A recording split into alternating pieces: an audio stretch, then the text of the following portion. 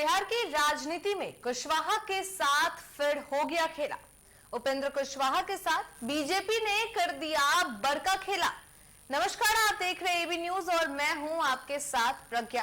बिहार से राज्यसभा की 2 सीटों के लिए उपेंद्र कुशवाहा और मनन कुमार मिश्रा का नामांकन हो गया। दोनों का लगभग निर्विरोध चुना जाना तय है, लेकिन अब सवाल उठ रहा है कि आखिर उपेंद्र कुशवाहा और मनन कुमार मिश्रा में से कौन 2 साल के लिए और कौन 4 साल के लिए राज्यसभा जाएंगे। इस पर सबकी नजर है, क्योंकि बिहार में अगर आपको याद होगा तो छोटा रिचार्ज कह के कभी तेजस्वी यादव ने मुकेश सहनी का मजाक बनाया था, या यूं कहें कि सवाल उठाया था कि बड़े कम समय के लिए आप एमएलसी बने हैं, इस बार रिचार्ज हो भी पाएंगे या नहीं, यह देखना होगा। और उसके बाद मुकेश सहनी किस तरीके से बाहर हुए यह आपने देखा होगा। उपेंद्र कुशवाहा एनडीए के सहयोगी काराकाट से लोकसभा का चुनाव हार गए, लेकिन फिर भी एनडीए ने सहयोगी दल होने के नाते उन्हें राज्यसभा भेजने का फैसला लिया। उपेंद्र कुशवाहा ने अपना नामांकन कर दिया। उपेंद्र कुशवाहा के नामांकन में मुख्यमंत्री नीतीश कुमार समेत बीजेपी के तमाम बड़े नेता भी मौजूद रहे, लेकिन अब जो खबर निकलकर सामने आ रही है वह यह है कि उपेंद्र कुशवाहा विवेक ठाकुर की खाली राज्यसभा की सीट पर भेजे जा रहे हैं, यानी कि सिर्फ 2 साल के लिए जो कार्यकाल बचा हुआ है, उपेंद्र कुशवाहा को उसके लिए राज्यसभा भेजा जा रहा।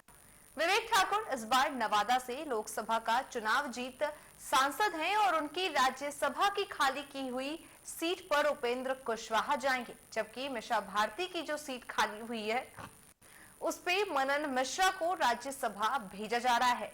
यानी बीजेपी ने अपने पास 4 साल के कार्यकाल वाला सीट रखी है, जबकि सहयोगी को फिलहाल 2 साल के कार्यकाल वाला सीट दिया है। आज राष्ट्रीय लोक मोर्चा के राष्ट्रीय अध्यक्ष एवं पूर्व केंद्रीय मंत्री उपेंद्र कुशवाहा जी ने राज्यसभा के लिए अपना नामांकन दाखिल किया है।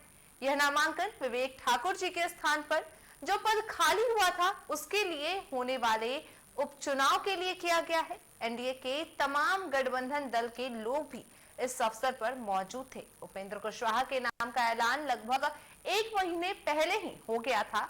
उस वक्त सम्राट चौधरी ने ही यह कह दिया था कि उपेंद्र कुशवाहा को राज्यसभा भेजा जा रहा है, लेकिन दूसरे नाम मनन मिश्रा की घोषणा 24 घंटे महज पहले हुई है, जब नामांकन की तिथि आखिरी दिन बचा हुआ था।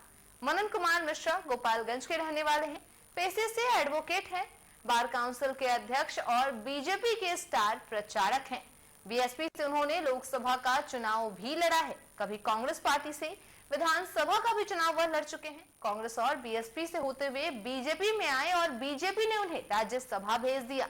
मनन मिश्रा के नाम की घोषणा के साथ बीजेपी ने चौंकाया जरूर था, लेकिन तब से सवाल यही उठ रहे थे कि आखिर भेजा जिसे जा रहा है उनकी कार्य अवधि क्या होगी। आपको यह भी ध्यान में रखना होगा कि अगले साल बिहार में विधानसभा के चुनाव होने हैं।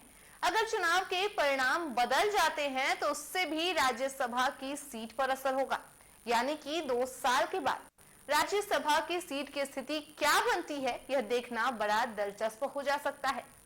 लेकिन फिलहाल चाहे मनन मिश्रा हो या उपेंद्र कुशवाहा, यह दोनों नामांकन के बाद काफी खुश दिखे। साथ ही इन्होंने यह भी साफ साफ कह दिया कि इनकी प्राथमिकताएं क्या होंगी।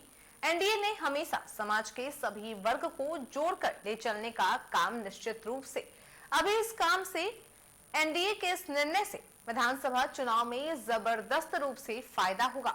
फिलहाल 2 साल के लिए जो विवेक ठाकुर की सीट खाली हुई है उस पर उपेंद्र कुशवाहा जा रहे हैं और मिशा भारती वाली सीट से मनन मिश्रा राज्यसभा जा रहे हैं। सबकी नजर इस बात पर है कि एनडीए ने यहाँ पर तो पिछड़ा और सवर्ण इन दोनों को साथ लिया, लेकिन आने वाले विधानसभा चुनाव में उसकी क्या रणनीति होगी और सहयोगियों को कैसे साथ रखकर आगे बढ़ेगी, यह देखना दिलचस्प होगा। आपको यह जानकारी कैसी लगी हमें कमेंट बॉक्स में लिखकर जरूर बताइएगा और बिहार की तमाम खबरों के लिए देखते रहिए एबी न्यूज।